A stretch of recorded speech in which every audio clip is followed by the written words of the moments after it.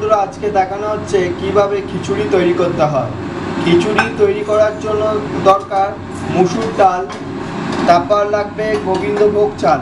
মুসুর ডাল এবং গোবিন্দভোগ চালের পরিমাণটা হবে মুসুর ডালে একটু বেশি যাবে আর গোবিন্দভোগ চাল একটু কম যাবে। তারপর যাবে আলু, তারপরে পেঁয়াজ কুচি, রসুন কুচি, টমেটো, তারপরে ক্যাপসিকাম কুচি, চেরা কাঁচা লঙ্কা, তারপর যাবে গরম মশলা, নুন আর চিনি স্বাদ মতন, তারপর যাবে বাটার, তারপরে মশলার জন্য যাবে লাল লঙ্কার গুঁড়ো, তারপর হচ্ছে জিরে গুঁড়ো, তারপরে গোটা জিরে, আদা কুচি, তারপর যাবে তেজপাতা আর হলুদ। দেখুন দর্শক বন্ধুরা, আগে থেকে আমরা তেল গরম করতে দিয়ে দিয়েছি। এবারে প্রথমে যাচ্ছে জিরে, ফোড়নের জন্য জিরে যাচ্ছে, তারপরে তেজপাতা, তারপরে কাঁচা লঙ্কা চলে গেল,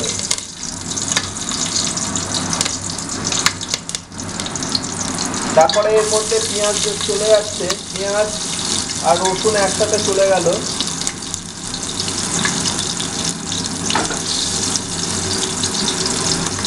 এবারে জিনিসটাকে নাড়ানো হচ্ছে, জিনিসগুলো যাতে একটু ভালোভাবে ফ্রাই হয়ে যায়।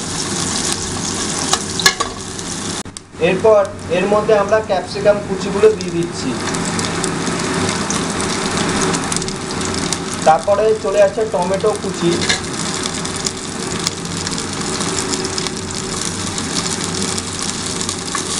নিয়ে এবার জিনিসগুলো ভালোভাবে একটু ফ্রাই করা হচ্ছে।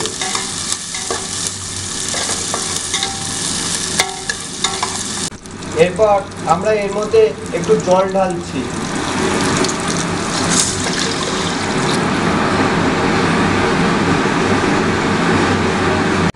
এর মধ্যে বেশ খানিকটা জল ঢালতে হবে। তারপরে আমরা মুসুর ডাল এবং চালটা একসাথে আমরা দিয়ে দিচ্ছি, যাতে চাল আর ডাল একসাথে ভালো করে সেদ্ধ হয়।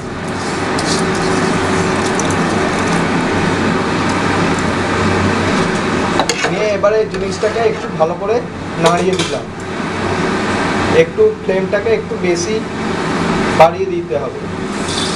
এরপর আমরা এর মধ্যে আলুগুলো দিয়ে দিচ্ছি, যাতে আলুগুলো তাড়াতাড়ি সেদ্ধ হয়ে যায়।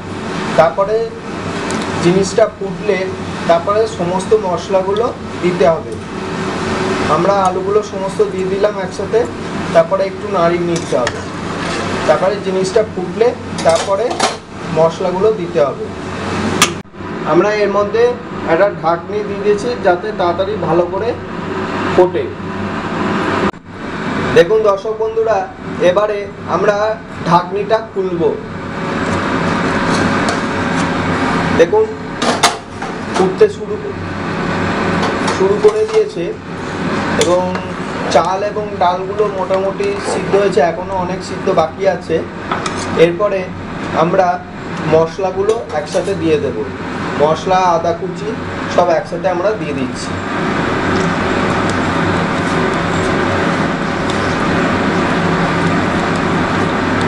শুধু গরম মশলা ছাড়া, গরম মশলা খিচুড়ি নামানোর আগে গরম মশলার গুঁড়োটা দিতে হবে, যাতে গরম মশলার গন্ধটা হয়। এরপরে আমরা নুন চিনি এবারে আমরা স্বাদ মতন দিয়ে দেব।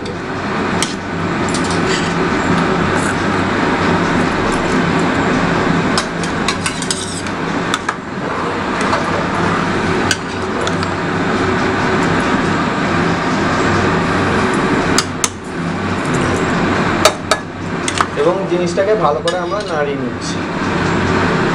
এই জিনিসটাকে আরো ভালো করে ফোটাতে হবে। দেখুন দর্শক বন্ধুরা, আমাদের এই চাল আর ডাল ভালো করে সেদ্ধ হয়ে গেছে। এবারে আমরা এর মধ্যে 1 চামচ বাটার দিয়ে দিচ্ছি। বাটারটা দেওয়ার এই কারণ, যাতে টেস্টটা আরো ভালো হবে।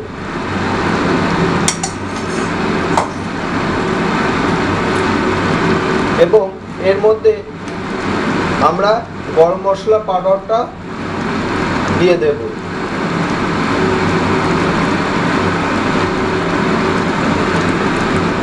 গরম মশলা পাউডার দিয়ে দিচ্ছি আমরা,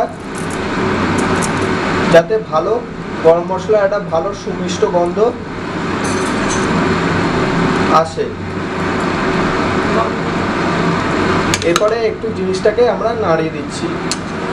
আমাদের খিচুড়ি আমাদের তৈরি। যদি আমার ভিডিও ভালো লেগে থাকে তাহলে প্লিজ আমার চ্যানেলে সাবস্ক্রাইব করুন, লাইক, শেয়ার এবং কমেন্ট করুন। ধন্যবাদ।